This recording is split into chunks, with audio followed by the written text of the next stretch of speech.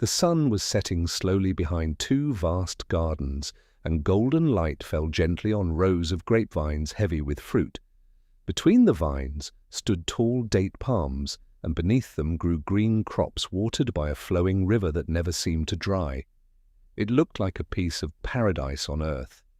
This is the story of two men mentioned in the Quran in Surah Al-Kahf, a story not just about wealth, but about the condition of the heart.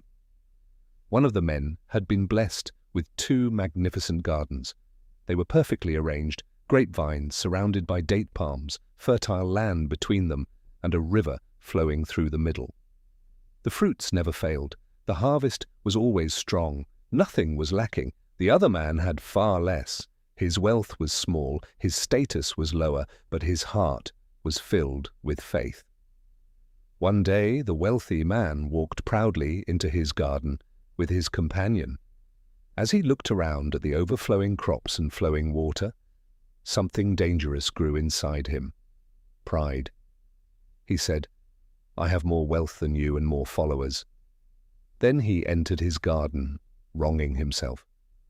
Not by stealing, not by harming others, but by allowing arrogance to take over his heart. He looked at his land and said, "I do not think this will ever perish." Imagine that statement. He believed his success was permanent. He trusted what his eyes saw more than what Allah had promised. Then he went even further. "I do not think the hour will come, but even if I am returned to my Lord, I will surely find something better than this." His wealth had blinded him. He began to measure the hereafter based on his dunya. He assumed that just as he was successful here, he must be successful there. His friend listened patiently. He did not insult him. He did not mock him.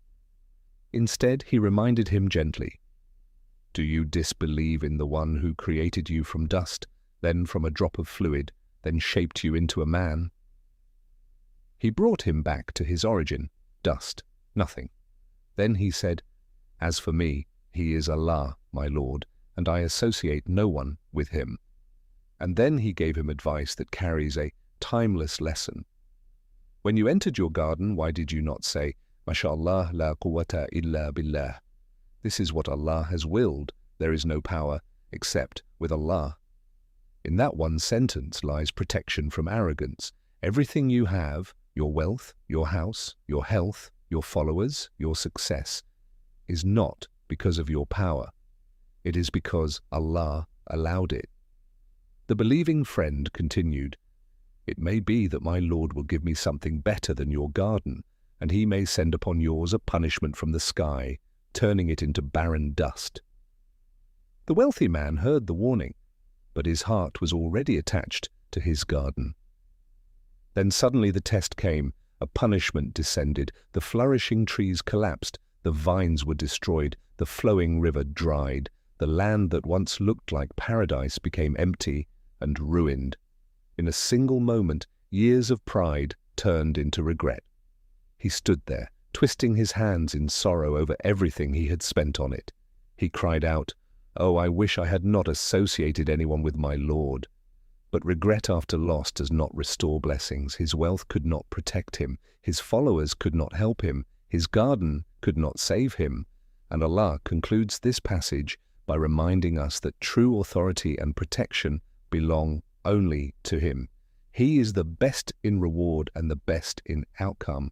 This story is not about agriculture. It is about gratitude. It is about arrogance. It is about how wealth can either raise you in status or destroy you completely. We learn that wealth is not a sign of superiority. It is a test. Some pass with humility, others fail with pride. We learn that saying mashallah is not just a phrase. It is an acknowledgement that everything belongs to Allah. We learn that good friends are a mercy. A true friend reminds you of Allah when your success begins to change you.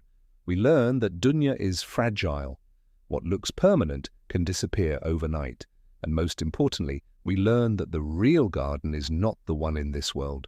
The real garden is the one that never perishes, the garden of the hereafter.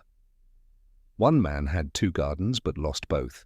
The other may have had little in this life, but he kept something far greater. He kept his faith.